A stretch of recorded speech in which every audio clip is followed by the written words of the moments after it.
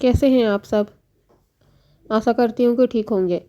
आज मैं आपको एक ऐसी कहानी सुनाने जा रही हूँ जो मैंने सालों पहले एक न्यूज़पेपर में पढ़ी थी।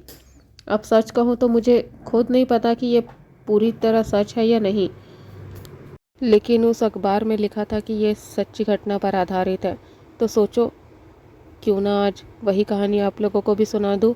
आप लोग खुद ही सोचिएगा और इमेजिन करिएगा, अगर आपके साथ ऐसा हो जाए तो आप क्या करेंगे। चलिए अब शुरू करते हैं कहानी। ये बात एक गांव की है। गांव का नाम था धनपुर। उस गांव में एक बहुत ही ताकतवर आदमी रहता था। उसका नाम भीमसेन था। भीमसेन कोई मामूली आदमी नहीं था। गांव में पहलवानी में उसका बहुत मुकाबला था। उसके नाम से ही आसपास के लोग डरते थे। लोग कहते थे कि उसकी ताकत का कोई तोड़ नहीं, कोई भी उसे हरा नहीं सकता था।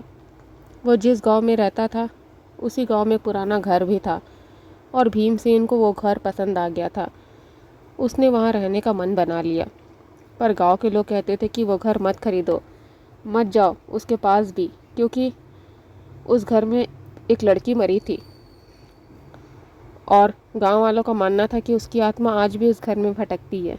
लेकिन भीमसेन तो ऐसा इंसान था जो किसी से नहीं डरता था, किसी भूत से भी नहीं डरता था।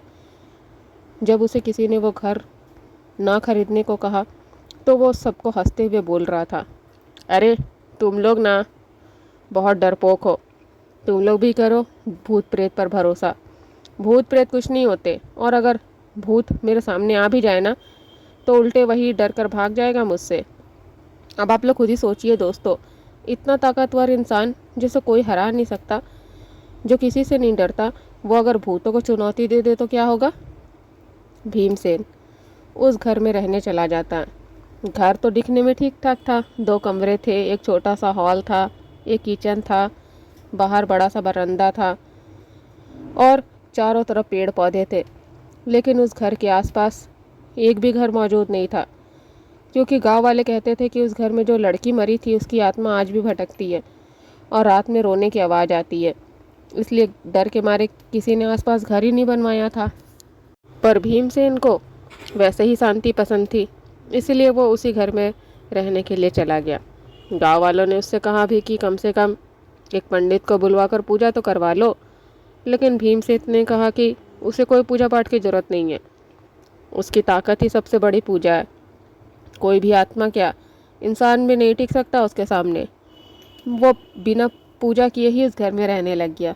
1 दिन बीता, 2 दिन बीते, 1 हफ्ता निकल गया, लेकिन उसके साथ कुछ भी अजीब नहीं हुआ। ना कोई रोने की आवाज़ सुनाई दी, ना ही कोई लड़की दिखी उसे। ये देखकर गांव वालों को भी लगने लगा कि शायद वो लड़की की आत्मा वहाँ से चली गई हो, या फिर जो उन लोग इतने सालों से कहानी सुनते आए हैं वो सब झूठ हो। तो क्या सच है और क्या झूठ? क्या आत्मा सच में वहाँ से चली गई थी, या फिर अब तक भीमसेन का सामना उसके साथ नहीं हुआ था? ये तो आगे चलकर ही पता चलेगा। तो एक रात की बात है, भीमसेन किसी दूसरे गांव में कुश्ती लड़ने गया था। वहाँ उसकी ज़बरदस्त जीत हुई और वो थका हुआ भी था, लेकिन जीत की खुशी में उसका थकान भी गायब हो चुका था। वो देर रात घर लौटता है, खाना बनाता है, खाता है और फिर बाहर चारपाई लगाकर सोने चला जाता है। क्योंकि गर्मी का मौसम था तो भीमसेन को बाहर सोने की ही आदत थी। उसके घर के बाहर बहुत सारे पेड़ पौधे थे जिसमें से ठंडी हवा आती थी, इसलिए वो अक्सर बाहर ही सोता था। वो आराम से सो रहा था। रात के करीब 2 या 3 बज रहे होंगे, तभी अचानक से उसे पायल के छन छन की आवाज़ सुनाई पड़ती है, जिसे छूकर भीमसेन की अचानक नींद खुल जाती है। वो जल्दी से चारपाई पर उठकर बैठ जाता है और आँख मलते हुए इधर उधर देखने लगता है, लेकिन उसको कोई भी दिखाई नहीं दे रहा था, पर आवाज़ अभी भी आ रही थी। भीमसेन फिर अपने सामने एक बड़ा सा पेड़ देखता है और उसके पास चला जाता है, क्योंकि उसके पीछे से ही पायल की लगातार आवाज़ आ रही थी। जैसे ही वो पेड़ के पीछे पहुंचकर देखता है तो दोस्तों यकीन मानो, उसकी आंखें फटी की फटी रह जाती है। उसके सामने एक लड़की खड़ी थी जो दिखने में बहुत खूबसूरत थी। भीमसेन ने अपनी पूरी ज़िंदगी में इतनी खूबसूरत लड़की नहीं देखी थी। एक पल को तो वो पागल सा हो गया था उस लड़की को देखकर। वो बस उस लड़की को ही देखे जा रहा था। वही वो लड़की भी मुस्कुरा कर उसे देख रही थी।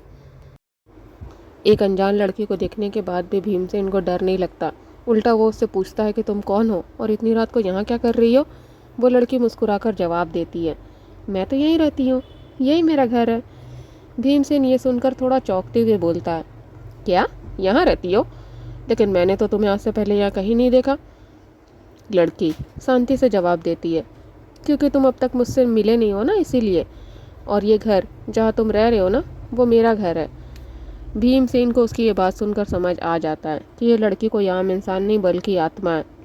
पर वो डरा नहीं था, उल्टा उसके चेहरे पर मुस्कान आ जाती है और वो मुस्कुराते हुए बोलता है, ओह, तो गांव वाले सही बोलते हैं, इस घर में एक लड़की की आत्मा भटकती है, तो वो तुम हो।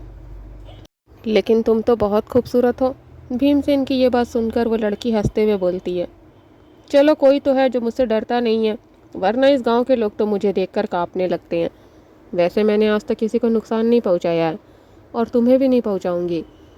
भीमसेन भी हंसते हुए बोलता है, मैं किसी से नहीं डरता, चाहे वो इंसान हो या आत्मा, और तुमसे डरने की ज़रूरत ही नहीं है।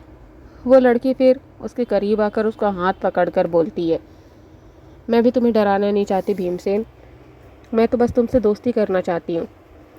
तुम जब से यहाँ रह रहे हो ना, तब से मुझे अच्छा लगता है तुम्हें देखकर। तुम्हें पता, मैं रोज़ यहाँ आती हूँ, तुम्हें देखती हूँ, तुम्हारी ताकत, तुम्हारी मेहनत सब देखती हूँ, और तुम दिखने में भी बहुत अच्छे हो। तो बताओ, क्या तुम मुझसे दोस्ती करोगे?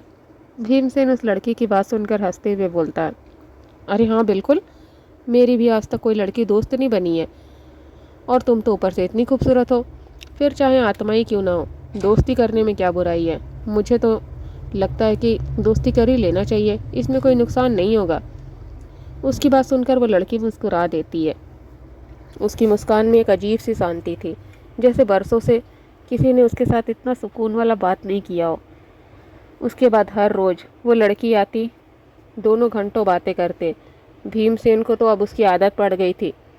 दिन भर वो काम में जुटा रहता, कुश्ती करता, पर जैसे ही रात होता तो वो चारपाई में जाकर बैठ जाता और उस लड़की के आने का इंतज़ार करने लगता। जैसे ही 12 बजते तो वो लड़की आती, दोनों घंटों बात करते।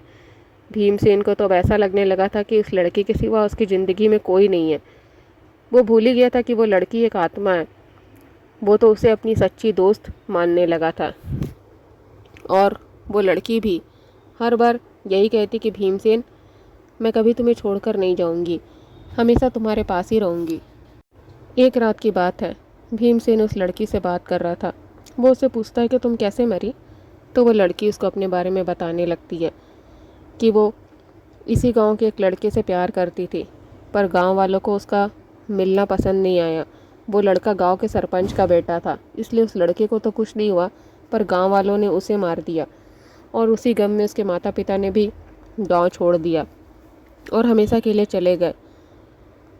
उन लोगों की बहुत बदनामी हुई थी, पर सरपंच के उस बेटे को उससे कोई फ़र्क नहीं पड़ा।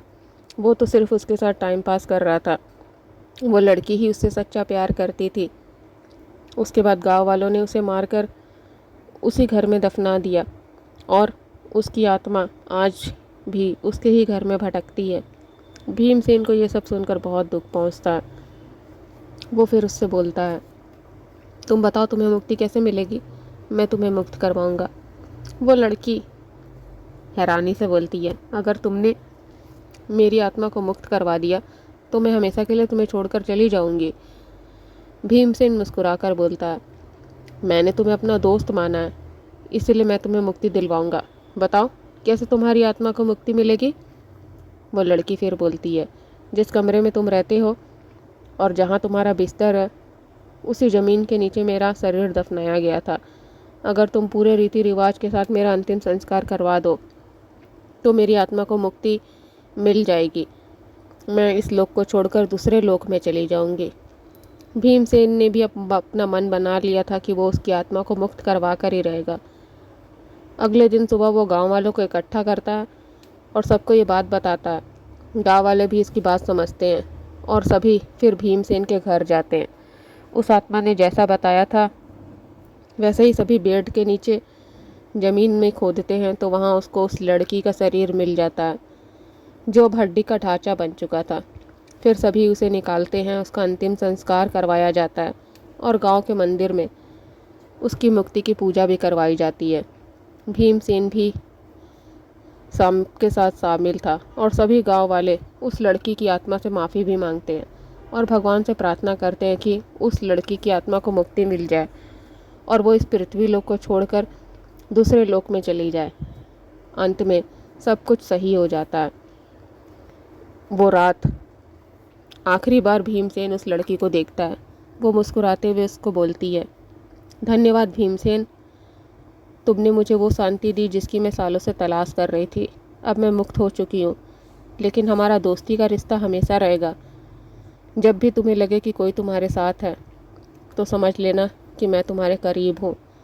इतना बोलकर वो लड़की एक रोशनी में बदल जाती है और आसमान में समा जाती है। भीमसेन की आंखों में भी नमी आ जाती है। गांव वाले भी खुश थे। अब वो घर सुरक्षित हो चुका था और उसकी दोस्त को हमेशा के लिए मुक्ति मिल चुकी थी। आप लोगों को कैसी लगी ये कहानी कमेंट में ज़रूर बताइएगा और ज़्यादा से ज़्यादा चैनल को लाइक और सब्सक्राइब कीजिएगा। मैं ऐसे ही कहानियाँ आप लोगों के लिए लेकर आती रहूँगी और अपना ध्यान रखिएगा। राधे राधे।